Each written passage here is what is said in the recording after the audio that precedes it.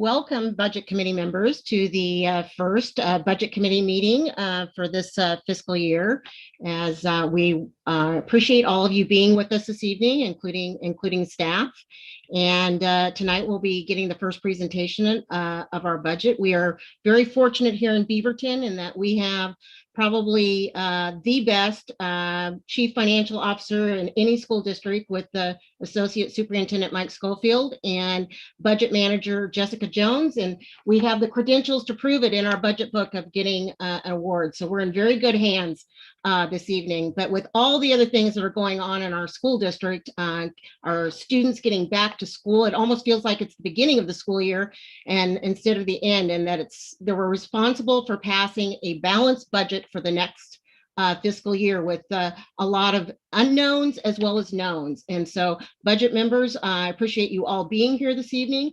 We're going to start off the evening by introducing ourselves, and if you could just say your name, the role that you have this evening, and then how long you've been involved in the budget process. So we'll start off with school board members first. We'll go by zone. So if you will just introduce yourself, and then we'll move on to our budget committee members, and then we'll get on with the rest of our show this evening. So we'll start off with Zone 1, Susan. Susan Greenberg. I've been on school board 8 years, budget committee 2 years prior to that. And Zone 2, Ann. Ann Bryan, I am serving on my 9th budget committee process, 8 years as a school board member. And Zone 3, Eric. Hi, I'm Eric Simpson. I've been on the board for 6 years, and this is my 7th time through the budget process. And Zone 4, Donna. This is Donna Tyner, and I'm on the school board, and I'm in my 8th year serving on the school board as well on the budget committee. And Zone 5, Leanne. Hi, I'm Leanne Larson, and I've served on the school board and budget committee for 12 years. And Zone 6 is myself. I'm Becky Timchuk. I've been on the school board for 6 years, and this will be my 6th year on the budget committee. And Zone 7, Tom. Tom Collette. I'm on the school board. This is my 4th budget cycle, and I've been on the board for like 3.5 years, something like that. All right, and now we'll start off with our budget committee members. For Zone 1, Jason. Jason Ohnbaum, budget committee member, Zone 1. It is my 1st year on the budget committee. Welcome, Jason. Zone 2, Farah. Hi, good evening. My name is Farah Mohammed, and this is my 1st year as a budget committee member. Welcome, welcome. We're so glad to see you first timers. Thank you for being here tonight. Zone 3, Bettina. Hi, I'm Bettina Yasensky, and I'm back up to Eric, and this is my 3rd year on the budget committee. Great. Glad to see you back. Zone 4, right now we have a vacancy, and for any of you watching or for any of you on the budget committee, if you know some folks, you need to live in the zone. We've got open applications right now, and you can see how much fun we have. So I'm sure you're going to want to join us after you see how much fun we have. But we will be having someone join us soon from Donna Tyner's Zone 4. And Zone 5, Denise. Hi, I'm Denise Peterberg, and I believe this is my 7th budget cycle. All right, and Zone 6, Heidi. Hi, Heidi Edwards, she, her, and this is my, I believe, 6th as well. Very good. And Zone 7, Kristen. Hi, my name is Kristen Lee. This is my 2nd budget cycle. Very good. So thank you all for being here with us this evening, school board as well as budget members. And our first order of business is electing the chair for the budget committee.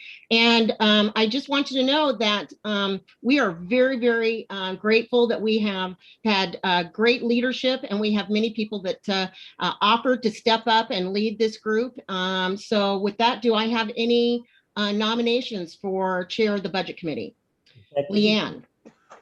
I would like to nominate Heidi Edwards as chair of this budget committee. Heidi's been serving as our vice chair for the past few years and will do an excellent job at facilitating this fine committee. Great. Do I have a I second. Great. It's been properly moved and seconded that we elect Heidi Edwards as chair of the Budget Committee. Is there any further discussion? With that, I will call the question. And again, we'll start off with our school board members. If you can vote aye, nay, or abstain when your name is called, that would be great. Zone 1, Susan. Aye. Zone 2, Anne. Aye. Zone 3, Eric. Aye. Zone 4, Donna. Aye. Zone 5, Leanne. Aye. Zone 6, Becky. Aye. Zone 7, Tom. Aye. And now for our Budget Committee members, Zone 1, Jason. Aye. Zone 2, Bra. Aye. Zone 3, Bettina. Aye. Zone 5, Denise. Aye. Zone 6, Heidi. Aye. And Zone 7, Kristen. Aye. Great. With that, the motion passes unanimously. Congratulations, Heidi. Thank you so much for your willingness to step up and lead this Budget Committee. And with that, I will turn the meeting over to you. Thank you, Becky. And now we're going to move on to electing our vice budget chair, and would like to see if anybody has a nomination for an individual to serve as vice budget chair. I do. I, Becky Timchek, nominate Denise Petterborg to be our vice chair of the Budget Committee. Denise has honestly and diligently and very hardworkingly served as the chair for the last 2 years, and has strong credentials as in the finance field, and a very strong congratulations in that she just passed her CPA exam and is just the following. I can't imagine better hands that we can be in as vice chair. Do we have a second for Denise? I second. Thank you. Was that Leanne? Donna. It was Donna. Donna. Sorry, I'm not following on my screen here. So thank you, Donna, for the second. So with that, we will go ahead and do our voting in by school board zone to begin with, and then budget committee members. So zone 1, Susan. Aye. Zone 2, Anne. Aye. Zone 3, Eric. Aye. Zone 4, Donna. Aye. Zone 5, Leanne. Aye. Zone 6, Becky. Aye. Zone 7, Tom. Aye. And to our budget committee members, zone 1, Jason. Aye. Zone 2, Farah. Aye. Zone 3, Bettina. Aye. Zone 5, Denise. Aye. Zone 6 is myself, aye. And zone 7, Kristen.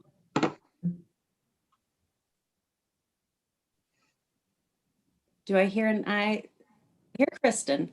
Yes, aye. Oh, okay. Thank you. With that, our new vice budget chair is Denise Peterborg. Congratulations, Denise. And from there, we will move on to our budget message with Superintendent Don Grading. Thank you, Chair Edwards, committee, and staff and community. It's just great to see you here. And just in this time, I just want to thank each and every one of you. This, needless to say, has been a challenging year for our staff, students, parents, and community. And as most of you know, we have just recently welcomed back all of our staff or our students and staff into hybrid.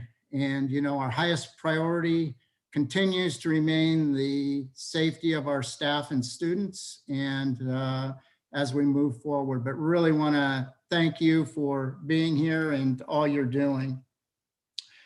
I'm not going to read this budget message to you because I know that you folks have probably read it or can go through it, but I do want to hit on some of the high points that are going to be of special interest as we go through this budget process.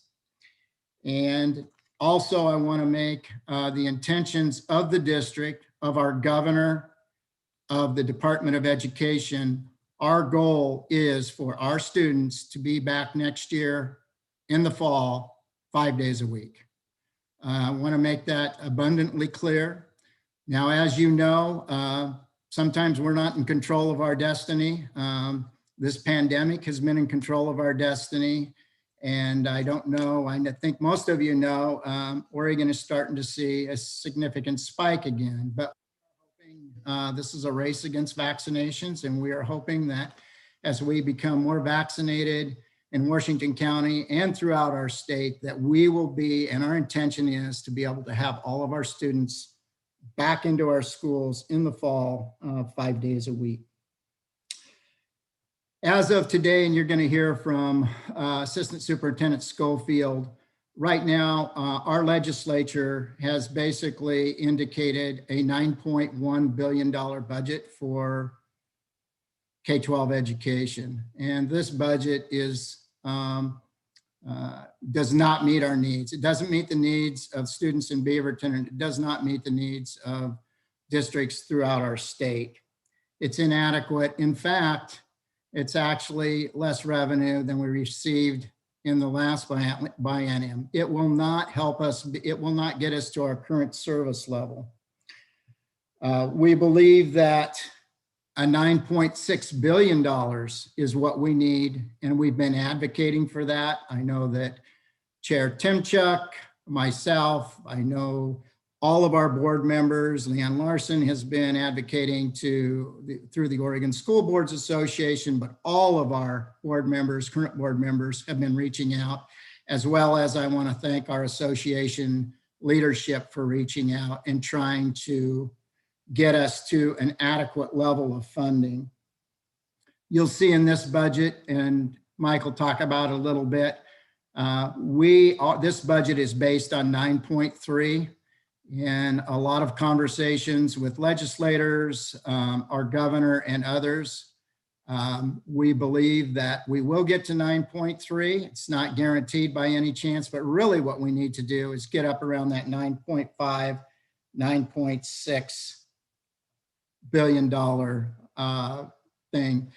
Throughout COVID-19, Beaverton and other school districts, and you'll see, we have been building our contingency. And why have we been able to build that contingency? Because we're not operating our schools as normal. We don't have staff, we don't have students in the building. We're not spending the amount of money that we usually spend on substitutes, on electricity, on all of those things that it takes to run schools when you're in person. So we have been building our contingency. In addition, you'll see that we are going to be receiving some significant dollars through the state and through our federal government. What I think is really important for the Budget Committee to remind themselves, these are going to be one-time dollars. They are not dollars that are going to be sustained for years out. And so what we're trying to do with these dollars is really look at our students through an equity lens, which schools, which students have been least served in this pandemic, and try to do as much for them as well as everybody else, but really trying to use our equity lens in deciding how to spend these dollars. The important part, and I want to hit on, and I know Mike's going to hit on it, these are one-time funds, and these funds do have some restrictions. And that's why we're so adamant with the legislature. Our core comes from the state school fund, and we need that core to be up around 9.5, 9.6. That is our core. And we are going to really be looking at that. On a positive note, we're going to be receiving funding from the student investment account. And once again, that's an account that was created through a corporate activities tax. And that is going to help us greatly. But once again, I want to also say that some of these funds come with some restrictions. We're going to be receiving Measure 98 dollars. And once again, that goes to fund specific areas, but not some of our core instruction. The other issue that I think is really important for this committee to realize is Beaverton, like all other school districts in Oregon, are experiencing significant enrollment loss. We have parents that, number one, are afraid to send their students to school, or they've decided to enter into a private school, homeschool, or other types of online schools. And so we are expecting when we open up and we're able to come back in 5 days a week, that we will have a large majority of those students come back into our system, but we don't know. And I think if you read through here, we're looking at an enrollment drop. And when you see that we may be not having the same staffing, it's not because we're choosing to reduce staffing based on lack of funding right now. That reduction in staffing is based on a drop in enrollment. And what we're really hoping is we can recover a lot of those students, but we really know that we're probably not going to recover all of those students. And I think if you look down here, it looks like compared to last year, there's going to be a drop of about 43 students or 43 positions compared to the 2020-2021 budget. Now, with some of those ESSER funds I talked about earlier on the federal level, we will be hiring some temporary positions, and we'll be trying to address academic needs of our students with unfinished learning, as well as some of the social and emotional resources that are going to be required for our students to come back. Also, some of that money will be going to provide costs to upgrade infrastructure to make sure that our schools are in a safe environment, so our students and staff can be in a safe environment when they come back to school. The other thing I want to talk to you a little bit about, you'll see SAM, that's a staffing allocation model. And one of the things that we are proud about in Beaverton is we created a new staffing allocation model. And that staffing allocation model is based on poverty. So you will see that some of our schools, Title I schools, even schools who are not Title I, but have a significant number of students that classify as poverty, that those schools are going to be receiving more staffing than other schools. We are really happy to do that. At this time, we can't meet the full staffing allocation equity lens that we want to do, but we are well on the way, and we're really proud of that, to be able to start being able to get resources to those students who need them more than others.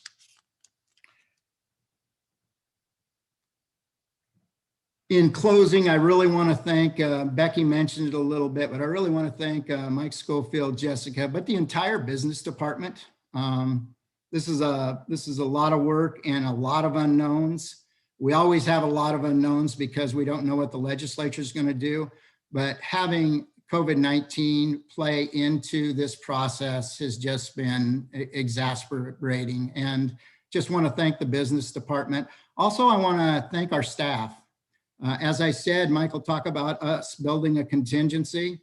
Our staff has done an amazing job in this time, and we've been able to save some dollars that will prepare us not only for this upcoming budget year, but really we're starting to look out into the next biennium, and what will that bring? We've got to make sure that we are going to be in a sustainable environment, that we're not going to have to be reducing staff, whether it's teachers, administrators, support staff. And I think that really taking the time to make sure that we are spending the money in the right way and not being too hasty.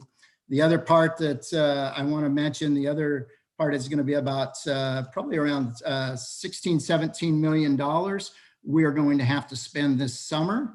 It's through a non-competitive grant through the Department of Education. And the money has to actually be spent between May and September. And that's going to be to address unfinished learning and other social emotional needs that students may have. It is a large amount of money to spend in a very short time. And we're really trying to work as hard as we can to make sure that that money is spent to do its best work and to address the needs of our students. So Once again, thank you for being here. Thank you. Our staff is ready to answer any and all questions. And with that, I'll turn it back over to you, Chair Edwards. Thank you, Don. Thank you, Superintendent Grotting. And we have a comment from Board Member Tom Collette. Tom, unmute yourself. Yeah, thank you, Chair Edwards. My timing on this is going to be a little off. This comment should have probably come towards the beginning of the meeting, but I just wanted to note for the record that Zone 7 Budget Committee member Kristen Lee recently moved out of the Zone 7 area. After checking in with district staff about relevant regulations and policies, it was determined that she will be able to continue through this fiscal year in her current position. And I just wanted to say how excited I am to be serving with Kristen for another year. We're lucky to have her on the budget committee. So that's all. Thank you. Thank you, Tom. And sorry, I didn't see your comment until a little later. So, and Kristen, we're happy to be able to keep you on the budget committee. We're going to move to our next agenda item with the budget committee charge, and that's with Michael Schofield. Thank you, Chair Edwards. I appreciate that. I'm going to share my screen here and we will get this process underway. Okay. So part of the roles and responsibilities here, this is kind of our job, your job, reminder that I like to share each year. The administration is charged with presenting the proposed budget, which is what you have. And this is our best effort to meet the needs of students within the resources available. After the budget message, which Superintendent Grotting just presented, we serve in an advisory capacity to you as a budget committee. As a budget committee, you approve appropriations, tax rates and amounts, that's by law, and you appropriate those dollars at the level of the fund and function only. So you don't get into the, you see below it, fund, function, object, center, area, sub area, so on and so forth. You don't go to that level, but certainly at the fund and function level. Our meetings are subject to public meeting laws and simple majority rules. And the budget committee can always inquire about programs, but does not necessarily make program decision. At the end of the day, what you're appropriating is a dollar amount and sets the limit for the district moving forward. Budget committee options for approval. You can approve the budget as it is proposed. You can increase the appropriation. For example, you think we might get more money. You could decrease the appropriation with the assumption that we've been too optimistic and we should actually lower the appropriation level. Those are basically your three opportunities. In terms of what we're going to present tonight, our agenda is we're going to talk about the components of the budget. We're going to talk about the general fund a little bit. We're going to talk about some significant budget modifications, which consists of a PERS reserve. We're going to talk about significant grant funds, as Superintendent Grotting mentioned. We're going to talk about the SIA, ESSER 2, which we're calling it ESSER 3. Both are federal dollars. And as Don just mentioned, summer learning grants. So we'll cover all those items tonight. Additionally, we'll show you some numbers. We'll give you kind of a 30,000-foot summary.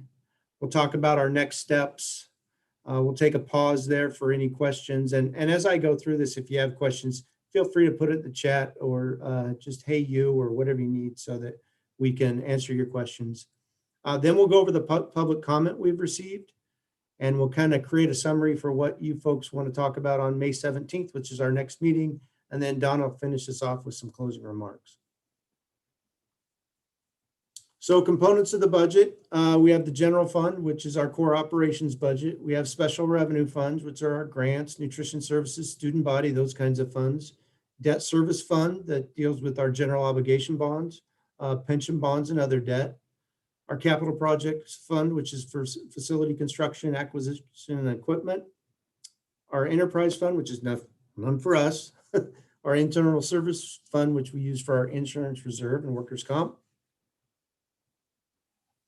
Visually in a pie chart, here's what it looks like. You see the general fund is still the biggest slice of this pie. However, I would point out that this grant fund has gotten significantly larger this year, and we'll get into a little more detail around that. But that's essentially the visual form of what I just talked about in terms of the funds involved in our district and the amounts associated with them. For the general fund revenue, you can see that I think the key takeaway here is the state school fund is by far and away the largest piece of our general fund revenue at 88%. We are fortunate enough to be supported by a local option levy, which helps us hire additional teachers in our district. And then you see the all other sources at just under 5%. When you think of all other sources, think about things like interest earnings, some money we get from our ESD. You think about things like athletic participation fees, those kinds of things. So that's kind of how our budget breaks out in the general fund for 21-22. On the expenditure side, you can see by far and away the largest piece of this is salary and benefits at almost 89% of our budget. I think the key takeaway here is if you look at our salaries and benefits and then our utilities, what we pay out in charter school payments, our transfers for the insurance reserve and workers' comp funds, and some contracted instructional services that we use in the district. If you take all those together, you can see that everything else we spend money on is about 7.1% of our budget. So a key takeaway here, I mean, that's everything else. That's textbooks, that's supplies, materials, fuel, you name it. If it's anything in the all other there, it's comprised in that 36.3 billion. In terms of our approach to budgeting, we certainly deal with bargained amounts. That's kind of where we start. You saw on the previous pie chart, salaries and benefits are the largest part of our budget. So that's where we start. We deal with step and column agreements that we have in our bargain agreements, cost of living allowances, negotiated professional development, working conditions, think about things like prep time, those kinds of things, benefits, health and other, and then leaves for sick leave, personal leave, and other types of leave. At the superintendent's cabinet, it's much more defined in terms of budget. He wants justification for what your plan is from year to year. We don't just roll budgets from one year to the next. We need to explain what's going on and how what we're doing meets the district's needs. In terms of schools and how we allocate staffing, we'll get into that a little more later, but staffing is essentially allocated based on the number of students and the demographics of those students. We have discretionary budgets, again, based on number of students and their demographics. We use that staffing allocation methodology, as Superintendent Grotting mentioned. That was new in the fall and winter of 2019. And again, before it was essentially really formally implemented, we experienced COVID. So getting kids back in the classroom and using our staffing allocation methodology will be a great start for next year. We also have the student investment account. We'll give you some reminders about that here tonight as well. And then we've got the one-time ESSER funds as well as the summer funds that we'll be talking about as well. So that's kind of, we start with those bargains amount to kind of get an idea of where we're headed. Then we look at the superintendent's budget. We use the SAM to allocate staffing throughout the district. In terms of significant budget modifications, we had a PERS rate decrease ahead of us for the 21-23 biennium, which is great news. It's about 3.2% for our district on average. Again, we have people that are in tier 1, tier 2, and the OPSERP program, so that the amounts vary. And you'll see that the rates vary among school districts and all other municipalities because a number of us have site accounts where we have essentially issued pension bonds to help pay our debt down over time. So our rate savings for Beaverton might look different than a Hillsborough or a Salem Kaiser, but ours is about 3.2%. We think already we're anticipating an increase in the 23-25 biennium. I know one of the hot topics today is whether or not the PERS board will decrease the assumed earnings rate. That's a topic they'll discuss over the next several months with their actuaries. If they decrease that assumed earnings rate, that money needs to come from somewhere, and where they get that is through employer rates. So as the assumed earnings rate goes down, it provides less of a guarantee in terms of future earnings. But at the same time, it typically costs the employer more because that money's got to go somewhere for those folks who have already retired. We estimate, we've established a PERS reserve. It's about 2% of subject wages, and it's across all funds. And we estimate that'll generate a reserve of approximately $6 million annually. We've done that because PERS has tended to be our most volatile piece of our budget that goes back and forth from year to year. This gives us an opportunity to establish a reserve in anticipation of future rate increases. Significant budget modification number 2, student investment account, the SIA, elementary and secondary schools emergency relief fund, ESSER, and summer learning grants. These are all of our grants for 2021, 2022. The light green here is ESSER 3. The next little bit darker shade of green is ESSER 2. And you see the summer learning grants in here at 13.3 million. That's the portion we would get from outside. We'd also have a 25% match on those funds. Those are significant increases. I mean, we're looking at about 45% of our total grant revenue coming from these ESSER funds and the summer learning grants from the state. So significant and one-time sources of funding. Student investment account, these are basically the buckets we have allocated. The equity focused instructional investment at about 15.2 million. Student success teams for mental and behavioral supports for students, 9.8 million. Equity-based systems for improvement, allowable indirect, and charter schools. So of the 26.8 million we think we'll get in the coming year, that's how those funds are allocated in this budget. ESSER, 3 total grants. ESSER 1, we've pretty much spent that down during the 2020-2021 year. ESSER 2, it's included in our budget for 21-22, as well as ESSER 3. ESSER 3, we had an idea of what our allocation was. We just found out last week what our official district estimate was, and I'll share that with you in a minute. The purpose of these funds is to address the impact COVID-19 has had and continues to have on student safety and learning. The timeline where these funds are eligible to be spent is essentially back to March 13th, 2020. And the final portion of the grant, ESSER 3, will end and must be spent by September 30th, 2024. So that's ESSER.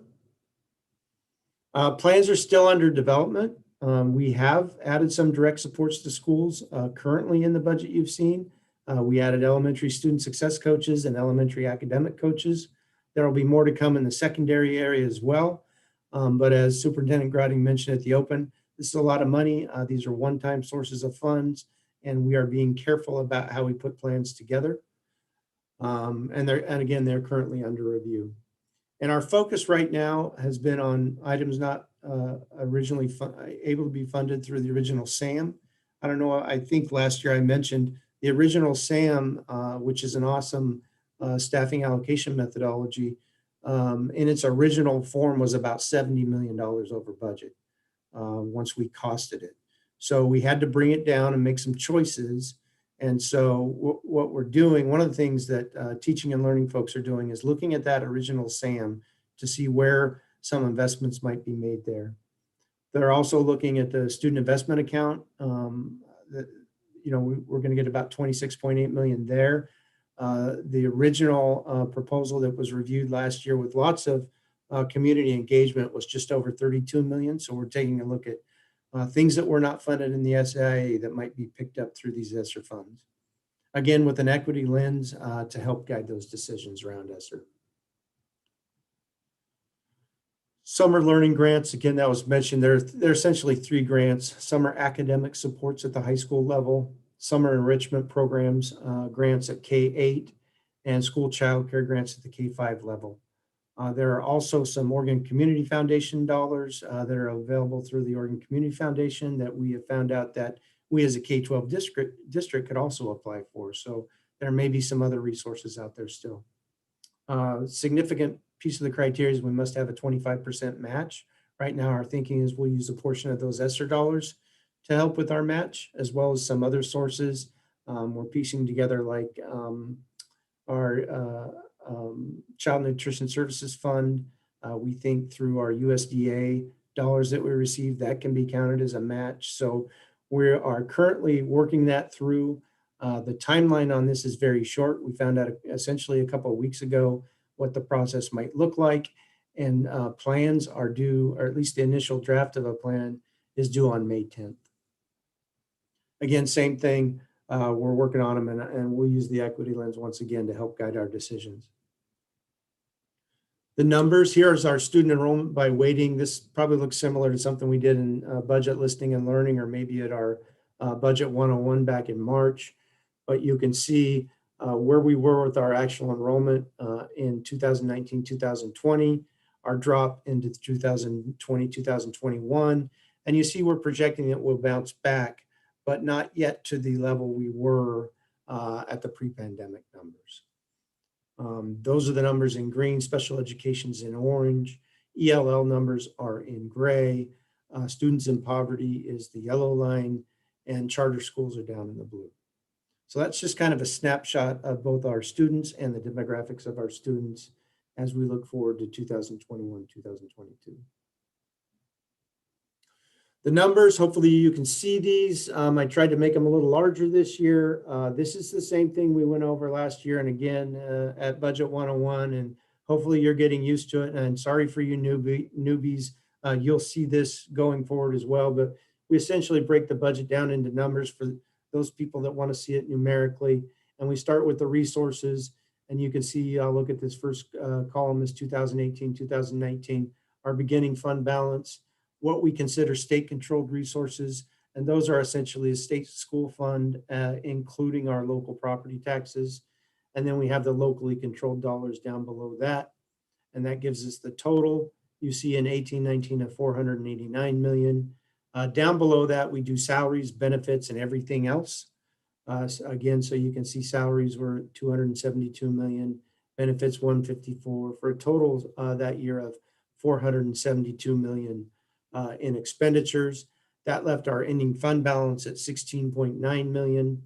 We had in reserve 22.2 million at that time in a set aside financial reserve. So the total reserve was $39.1 million.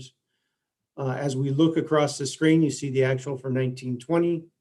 And I should stop and say, normally this looks kind of cool because you can identify a lot of trends and interesting things with the numbers, but COVID has kind of messed us up. Right. So when we look at the numbers, it's harder to see the trends that we normally might see. Our 1920 actual numbers were certainly less than we had imagined. You can see the budget we adopted for 2020, 2021 versus our current projection, which is interesting. So we thought we'd have total resources of 536 million. They're up over 548 million. In terms of expenditures and contingency, we had 536. Compares to 470. What does that do for reserves? It leaves our reserves at just under 78 million in our current projection. There's 3.8 million left in our long-term planning fund. So the total potential reserve at the end of 2020, 2021, which is this June, is 81.8 million. We use the general fund ending fund balance to take it over to our proposed budget. So you see what we proposed in 2021, 2022, as well as we've given you a projection, because when we look at a biennium and then we start a biennium, we might as well look at both years, right? Because whatever our funding is going to be based on, that's the number that we want to look at because we've got to get through both years of the biennium. We're not in a state where you get a year of funding at a time and every year's a new year, right? So we kind of know what our funding is. We've used 9.3 billion as Superintendent Groningen mentioned, and this is kind of what 9.3 billion looks like to us. Essentially what it does is it begins to use our reserves. So this 78 million drops to about 69 million at the end of the first year. However, as I mentioned, we had that PERS reserve, and that's where this number comes in down in the financial reserve. So it actually increases the reserve to about 79 million, again, down from where we think it's going to be this year, but still there. And then going into 2022-23, just for a projection, again, this is not the budget you will be approving, but so that you get a glimpse, you can see we would project to end that year with 53 million in the general fund ending fund balance. The long-term planning reserve would grow to just over 16 million for a total reserve of almost $70 million at the end of the biennium. Now, the careful points to think about here as we look at these numbers are as follows. It's based on the most recent ODE state school fund updates. So that's what we're using. Our most recent enrollment adjustments. The state school fund level is at 9.3 billion. Again, that's 200 million more than what the legislature has been talking about. So if 9.1 billion, if the legislature were to stay there, our numbers on the prior slide get worse in terms of reserves at the bottom. And they get they get a little worse pretty quickly. You'll see a reduced PERS rate in 21-23 and the new PERS reserve, I mentioned that. The numbers you just saw don't include SIA or high school success or CARES or ESSER funds. That's simply our general fund or our operating budget. And then again, finally, it was based on the best information we had when we put the numbers together. Okay, so key takeaways. This is that 30,000 foot level. We've budgeted class size to be at the same we budgeted at 2020, 2021, which was pre-pandemic. We do see some reductions in staff due to projected lower enrollment. We will have additional staffing and support with our one-time ESSER funds. Things like I mentioned, the student success coaches, academic coaches, some additional supports at secondary. And we've had a significant increase in our investment in the Office of Equity and Inclusion. So that's kind of the high level staff impacts. For the overall budget, the proposed state school fund amount will cause deficit spending. You saw that our reserve would actually decline on a year-to-year basis. And so here we are again, deficit spending.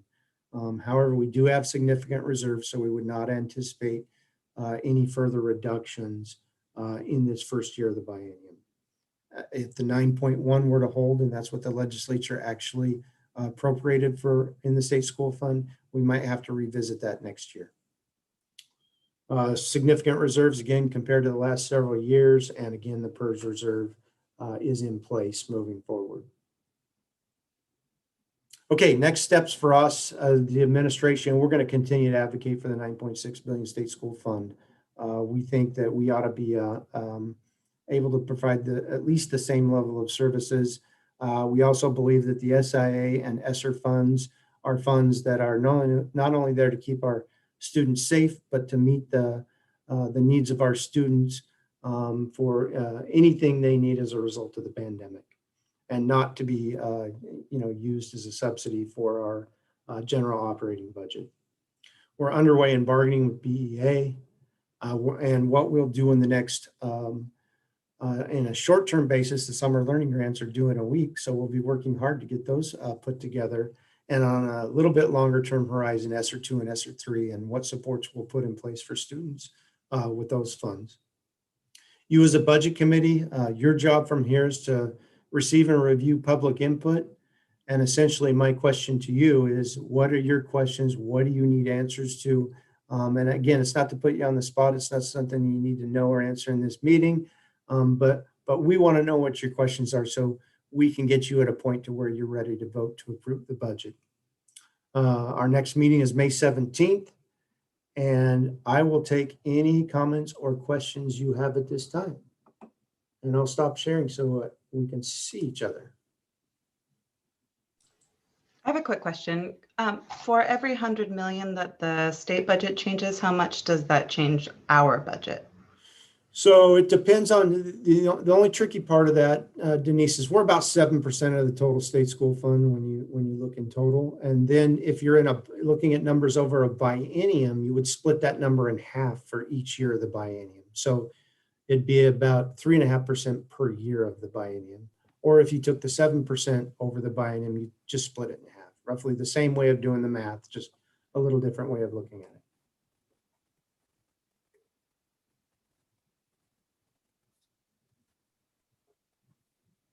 Leanne. My question is about the 2% that you put in for increase in salaries.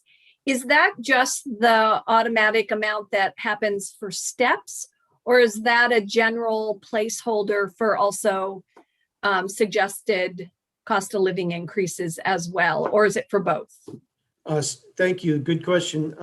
The 2% is for cost of living increase. Steps are already included in the budget. And we thought that was pretty good. Inflation has heated up a little bit in the last month or so. But that was a pretty good number as we began to put the budget together. And we'll keep an eye on it. Thank you. Mike, I have a question. I don't know if you can answer this tonight because it's more about like modeling, but let's say you were to go out beyond the next biennium on the model, and you were to assume that based on the allocation that we receive from the legislature this biennium, the next allocation would be in relation to kind of what that's been like in the past, like, you know, whatever the percentage is, 3%, 4% increase, and you were to kind of model that on a 4-year mark, what would that, I'm wondering what that would look like, because I'm a little concerned with what I'm seeing here, that we're building a cliff and that cliff takes part in, at the end of this biennium, is heading into the next biennium. But I don't think you can see that unless you have a model that goes out a little farther. Yeah, that's a good point, Tom. I appreciate that comment. So it is not pretty, when, especially if 9.1 is the number, right? So just for the benefit of the budget committee, the last 3 biennia, we've gotten in the 8.8 to 10% range of increase from the state legislature for the state school fund. The increase they're suggesting this time around is a 1.1% increase. So we're normally living in this 8 to 10% increase over a biennium. So biennium over biennium. And this time it's a 1.1% increase for the biennium. And again, that 9.1 is such a low number to even build a 8 or 9% increase on that, Tom, would not be good out into future biennium. I can do some looking at that to help paint that picture, but that's why I say, even if it's at 9.1, we may need to be revisiting our budget next year in terms of slowing down our spending because of that cliff that may be coming. Or I would say just a series of, we get back into, much like it was during the economic recession, where we're in a series of just kind of bad choices, right? You're like looking at the SIA and you've made commitments, and that SIA is there to help serve our underrepresented students and community. And yet we, in order to avoid large class size increases, is that something we need to look at? ESSER funds, which are, as I think we've mentioned 10 times tonight, they're one-time funds. You try to fill and come up with a bridge in that way. Again, those become just a series of bad choices moving forward, but we will certainly have to look at, again, if the legislature doesn't do better than 9.1, we will definitely be looking at our budget next year and how we slow that growth, which means potential reductions. And Mike, you kind of teased my second question, which is with ESSER 3, I know you can go out to 2024. How are you planning to allocate those resources across multiple fiscal years? That's my goal, Tom, is to try to not, to try to come up with a way to where we have spending across those years, so that anything we're ramping things down, not again jumping off and cliff diving at the end. The only competition that will be there for that is with TNL in terms of student needs, and that'll be kind of that massaging of the budget as we go forward. What are the needs we need to meet right now in year one that may be just year one things that we need versus some things we know might take a couple of years or 3 years of additional support. So that's kind of how we're looking at, but we will certainly have an eye on that, Tom. I appreciate those comments.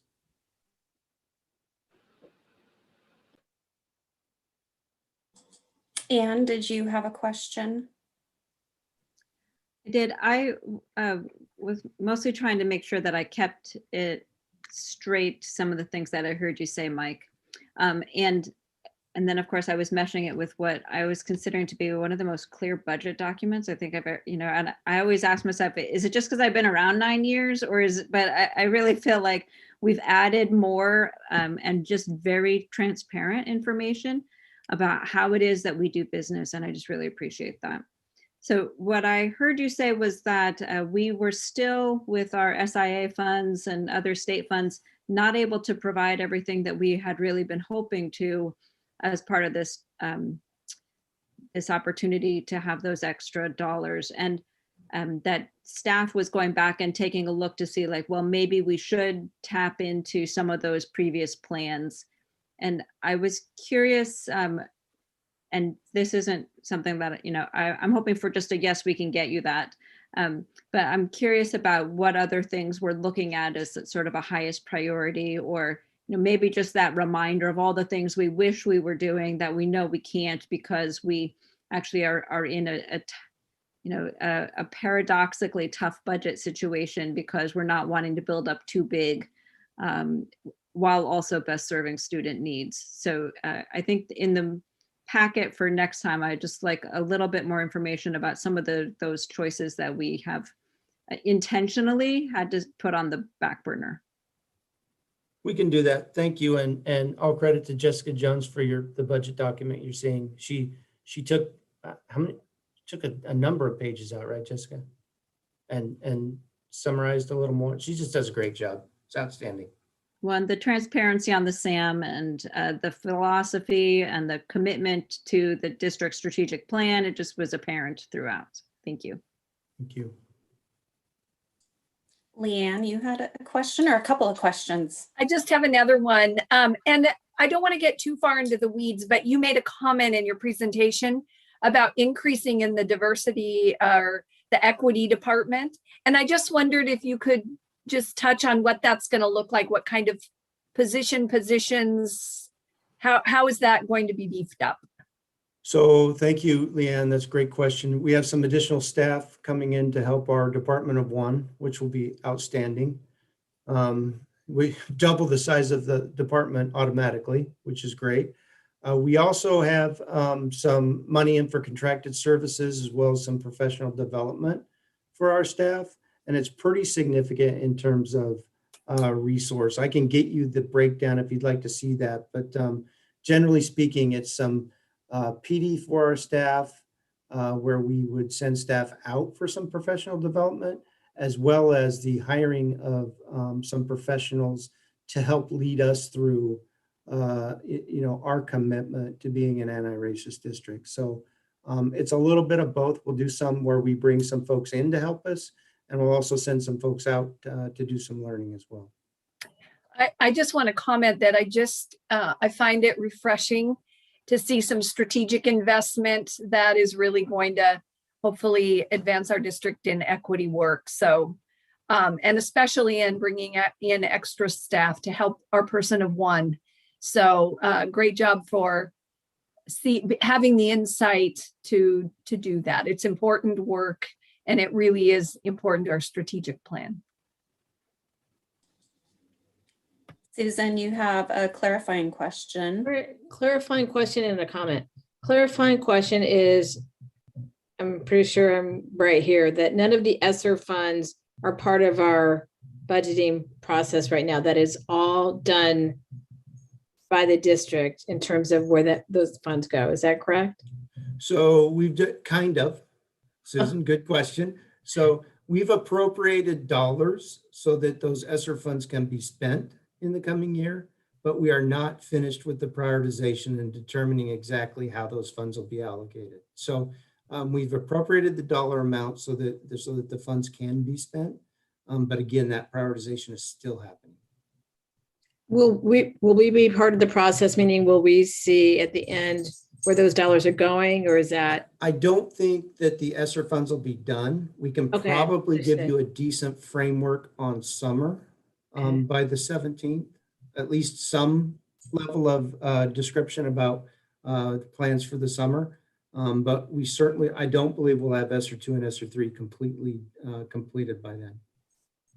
And my comment is that, in my, whatever it is, 10 years of being doing budget work, we still don't have a stable funding source from our state. And after 10, the Student Success Act is great. We're focusing on the right work, but we still have a lot of work and battles to get funding stabilized.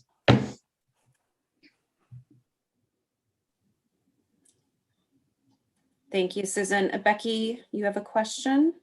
Yeah, I really appreciate, again, it was one of the best budget documents I have ever seen.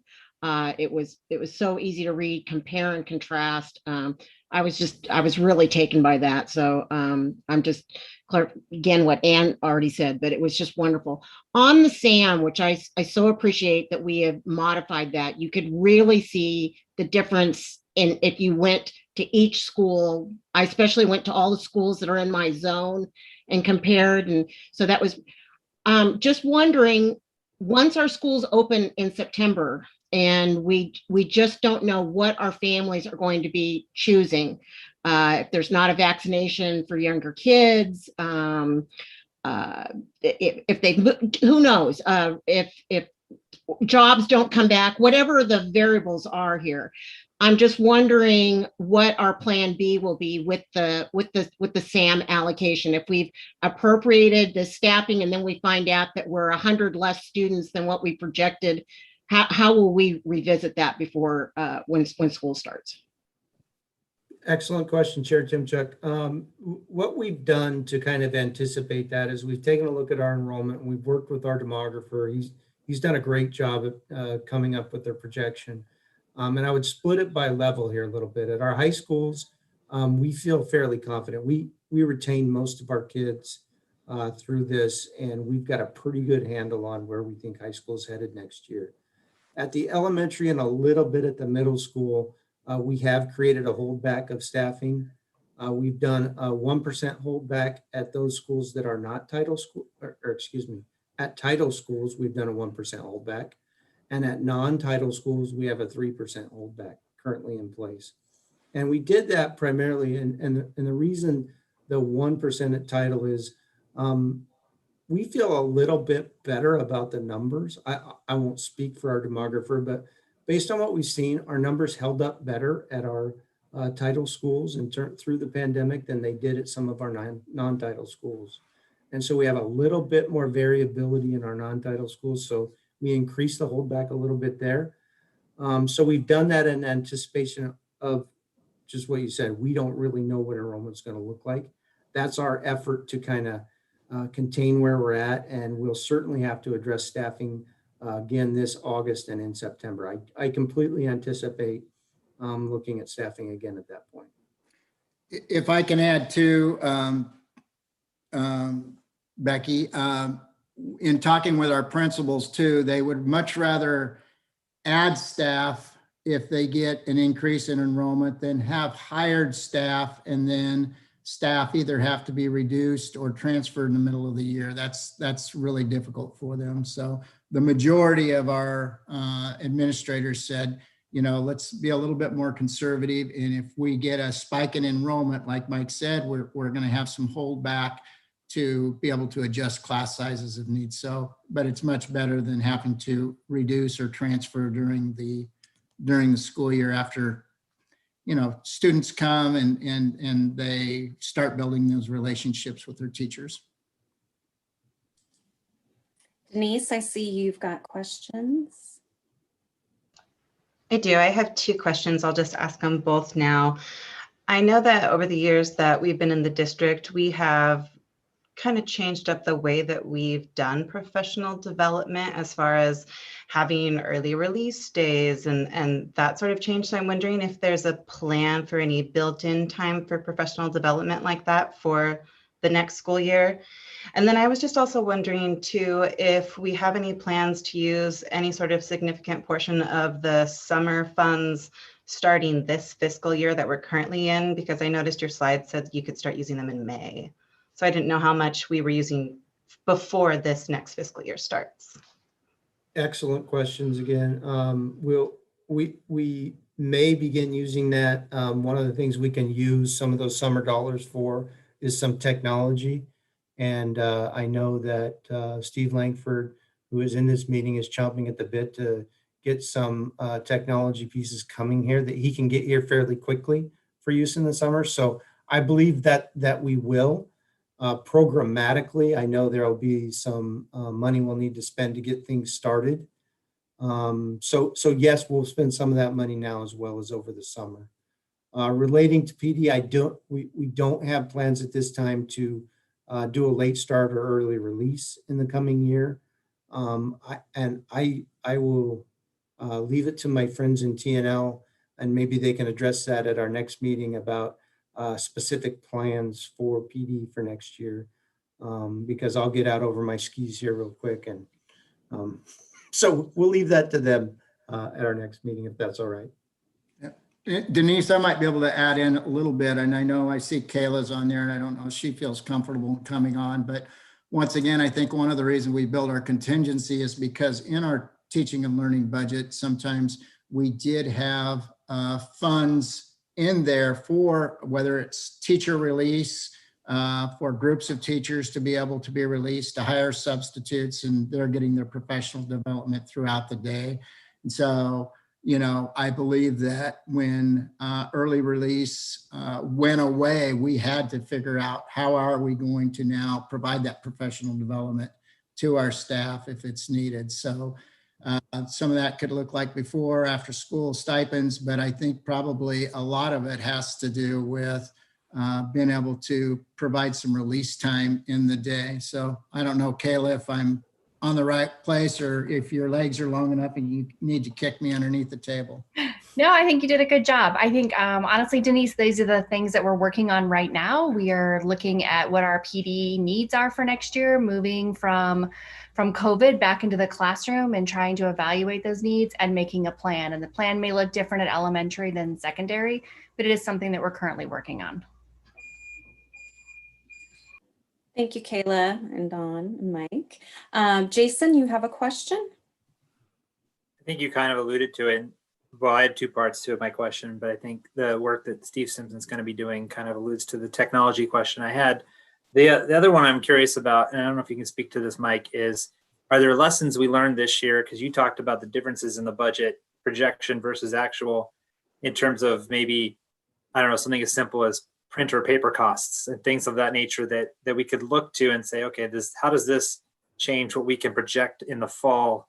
You know, were we able to save that money in this route and thinking, okay, well, we're not going to need to spend as much next year because of the changes that may have taken place as teachers have adjusted from, you know, maybe less paper pencil and more into straight canvas or seesaw or whatever they were using.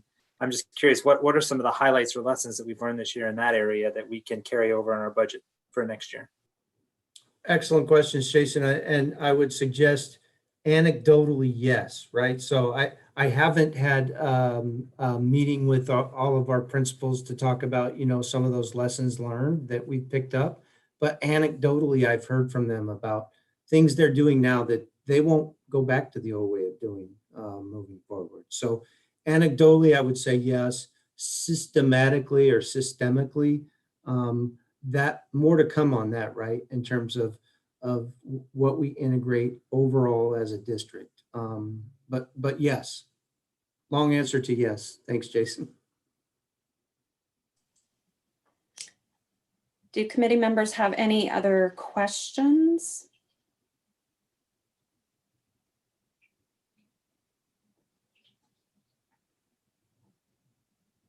I'm okay with long pauses to give you time to think of a question, but if you don't, that's okay as well.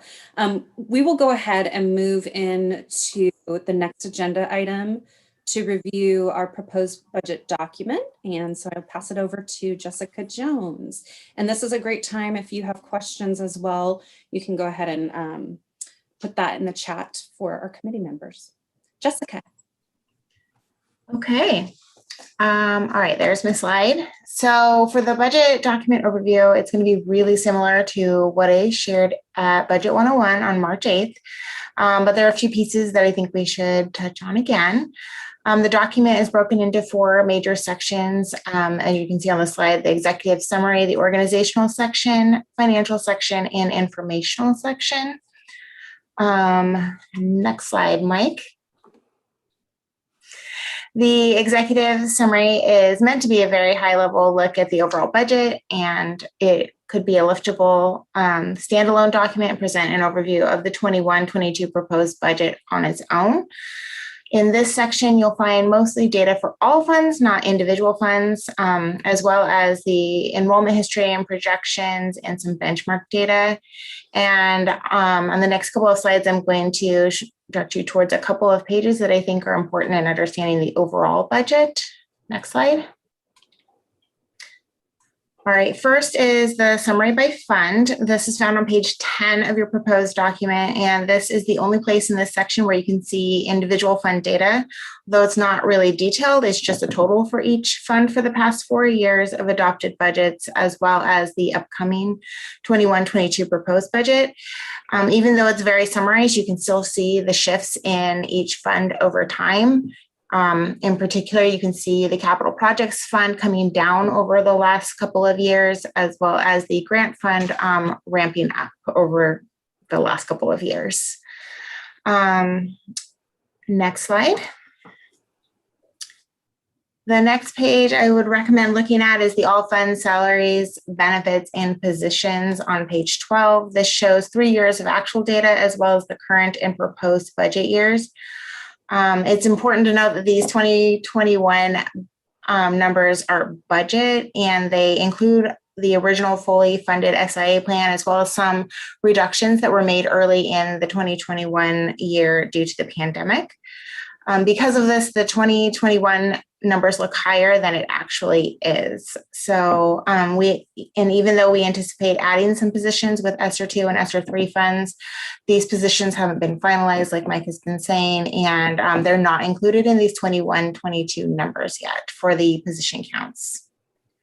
Next slide. Enrollment history and projections. We've talked about this a little already tonight. What you can really see here is that darker green line, which is our enrollment drop that we experienced this current year. And the proposed budget year of 21-22 enrollment is projected up from what we had this year, but not to those pre-pandemic levels. In addition, as you go out further to the right, the forecasts are showing an overall decline over the next 3 years beyond the proposed year, which is not something that we have experienced here in Beaverton recently. Next.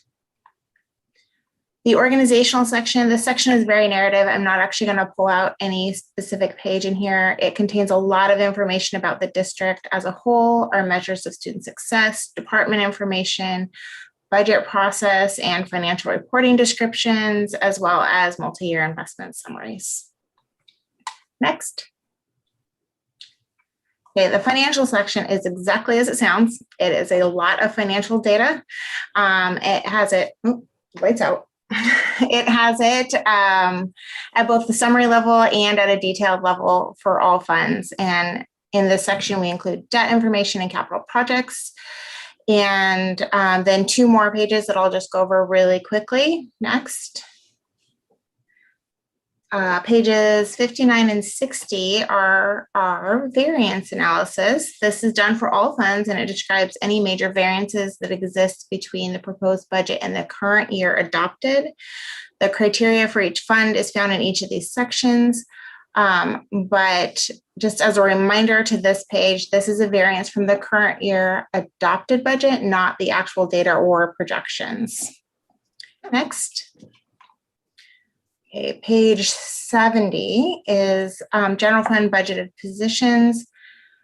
This breaks out the positions that are budgeted in the general fund by function for the 21-22 year and the 2021 year.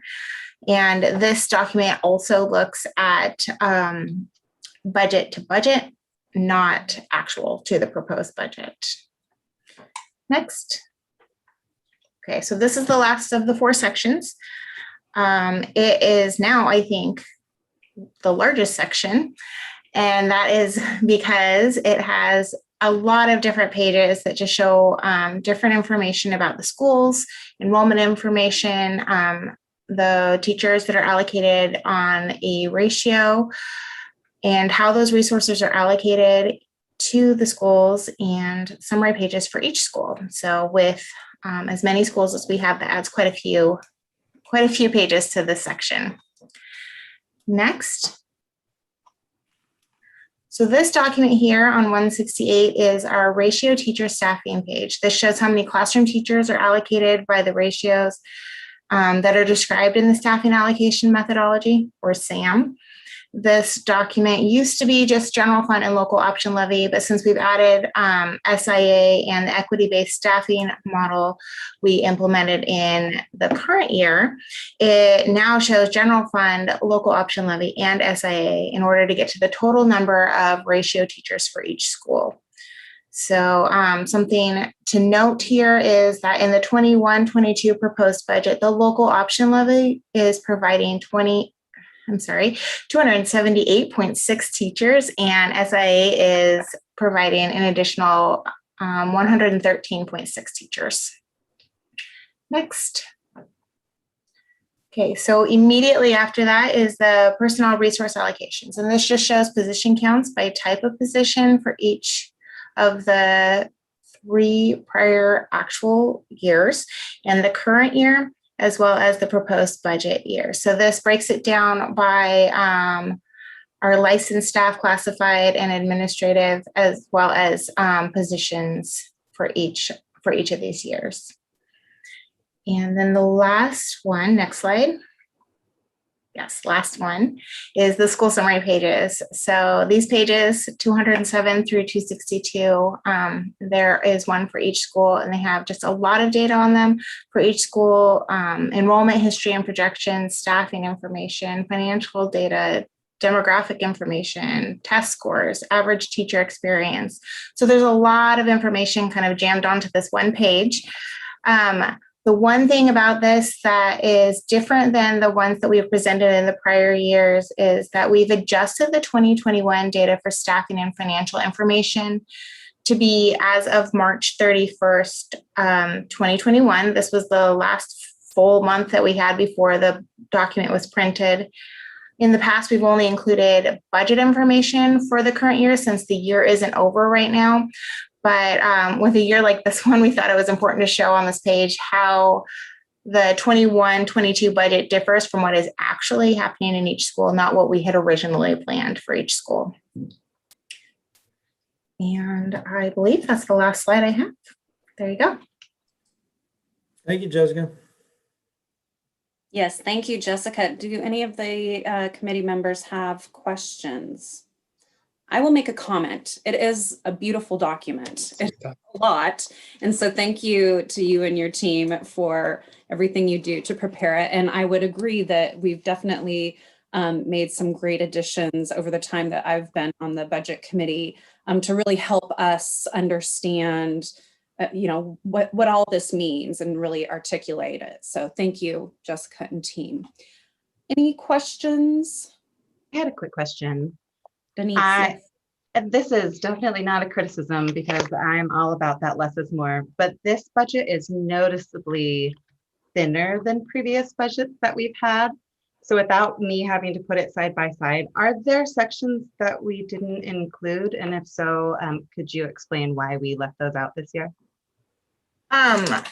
So there are not sections that we didn't include. The biggest difference is in that financial section, which is why the informational section is now probably bigger.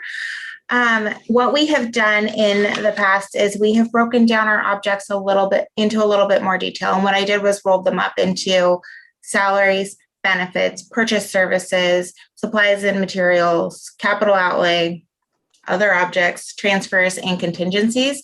So what that did was condense the financial pages quite a bit. It's still broken out by the function level for each fund, but it's noticeably smaller. The general fund was about 38 pages, and now it's 5. So that is that was a big difference. And another piece that we actually did was add to it in each fund section within the financial section. There's a narrative about it. What are the major revenue sources? What are the major expenses? What has happened over the past couple of years, and what do we expect to happen in it? So we've actually added a little bit more to it, as well as taking out some of the object levels. And Denise, if you ever want more, we can give you more. Oh, I have it all. Like I said, this was not a criticism or complaint, just wondering what was different. Thank you, Jessica. Any additional questions? Okay. We will move ahead to our next agenda item, which is our public comment. And we've had 4 questions submitted for public comment. I think we've got a slide for that. Is that correct?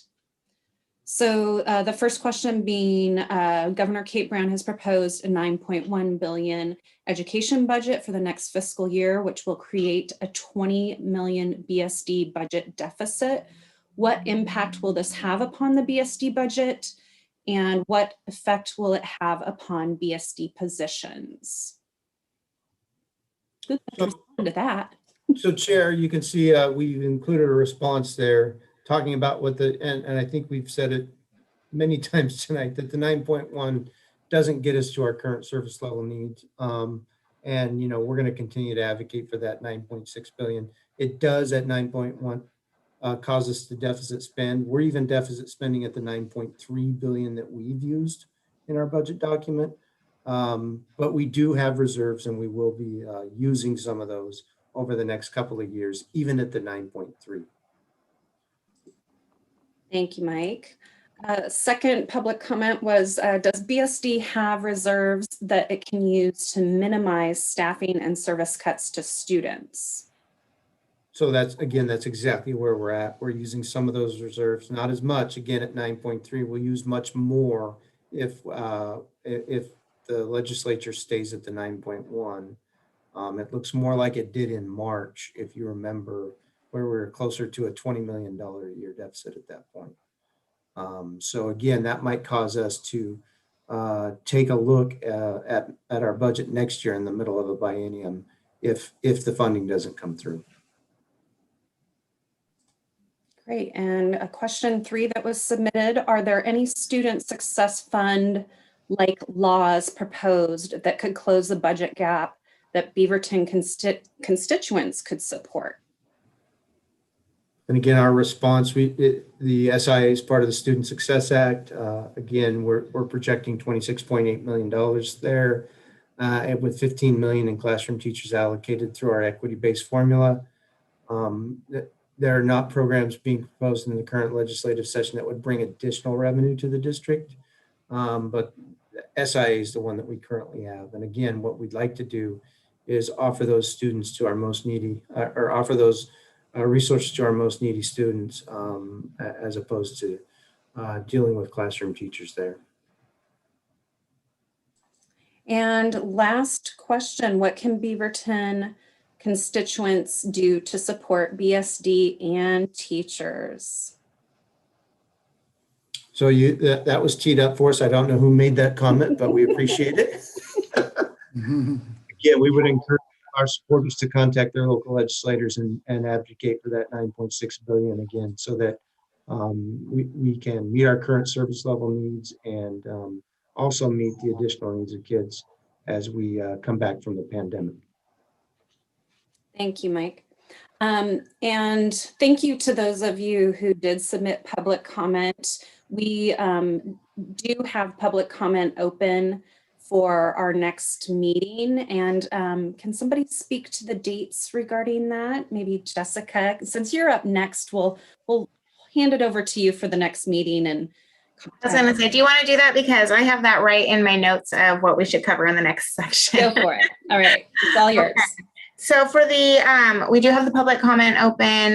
There is a link on our website, and it goes to a form where you can fill out questions or make comments. And if those are received by May 12th, 5 p.m., we will include those in the budget committee packet on May 17th, May 13th. And then we will also address them in the May 17th meeting. So May 12th is the deadline there. And the same thing for the committee. There's another link where you can go and ask any questions that you might come up with between now and then. And if we get those in there by the 12th, we will address those at the 17th as well, or do our best to answer them at the 17th if we haven't gotten a little heads up on it. So that is what I have on public comment, but we will be taking the public comment at our next meeting.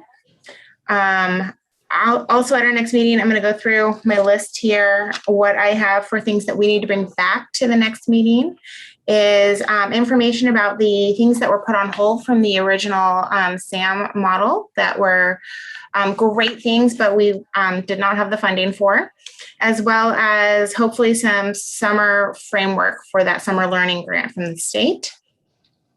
And before I move to the next piece, did I miss anybody's comments or questions?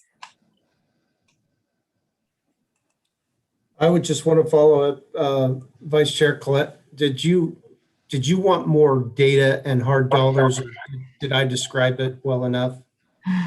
It'd be interesting if you could model out on a 4-year outlook and base the idea on taking whatever the legislature gives us, whether it's 9.1 and 9.3, adding in the normal increase that they give us for that next biennium is what I'll call it, and then seeing what it looks like. Okay. Becky, I see you have a comment. Yeah, doing maybe by our May meeting, we could have a little bit maybe better direction from our Ways and Means, because it'll be after. No, it won't be. We won't have the revenue forecast before that. I was thinking we get the next state revenue forecast, but that'll be after our meeting. So okay, I just thought maybe we'd have just a little bit better picture between that 9.1, 9.3, 9.6. But no, we won't have the revenue forecast. That'll be a couple days after. So never mind.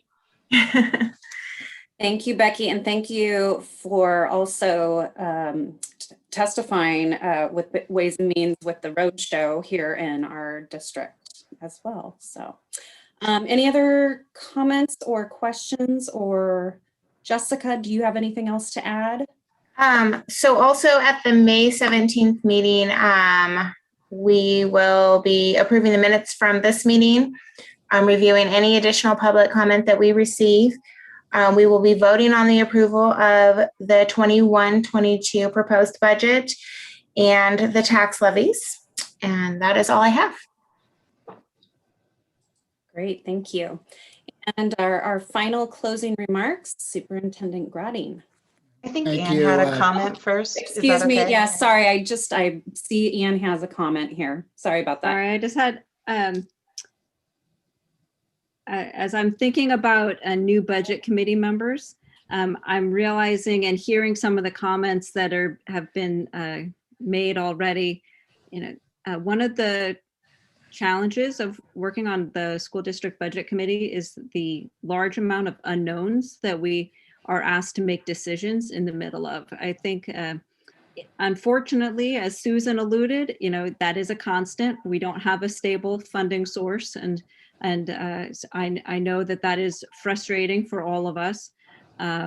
This year, we have a few other very big unknowns, exactly how to best support, how many students will be coming back, what that environment is going to look like in the fall, and how quickly we can mobilize. I think I'm very eager to see the excellence that Beaverton School District approaches this challenge with, but I also just recognize that it is a challenge and that there are a lot of unknowns that we are being asked to make decisions on. I did notice in the budget document that we had very well documented all the assumptions that we're going into what it is we're being asked to approve. And I appreciate that, it is very likely next year's board will be looking at those assumptions as they change, and then having to be tactful about what it is they do to respond to those changes. I'm thinking about the modeling that Tom's requested. I'm sure there'll be a long list of assumptions that are part of that model as well. And I look forward to seeing the robust economic forecast that our financial team puts together as part of that. But also mostly just wanted to, we are going to be asking a budget committee to make some hard choices with a lot of uncertainty. And I just want to acknowledge that we're asking everybody to do a hard thing. Thank you, Anne. Any other comments, questions before we hand it over to Superintendent Gratting? All right, Don, that's yours. Thank you, Chair Edwards, and well said, Ann. And just want to, for the committee members, one of the things that our board has an expectation of, as well as myself, is for all of our departments to be customer service.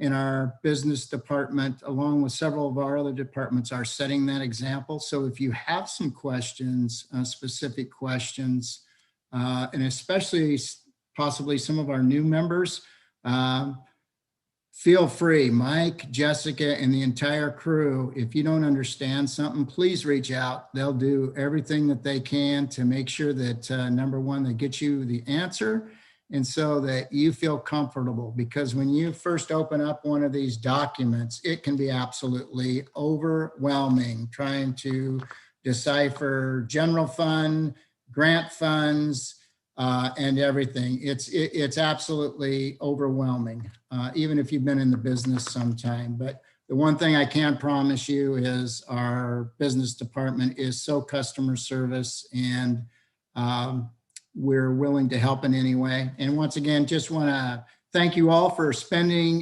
your evening with us, trying to make a difference for the students and staff in the Beaverton School District. Thank you all. Thank you, Don.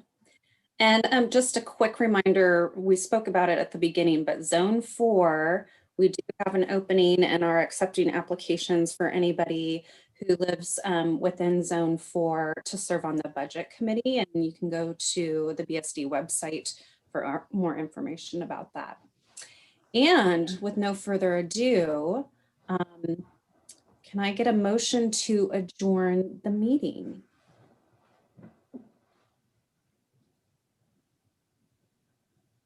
So moved. I was thinking y'all wanted to stick around for a little bit. It's been moved and seconded that we close tonight's budget meeting at 7:57 p.m. So thank you for being here, and we'll see you again on May 17th.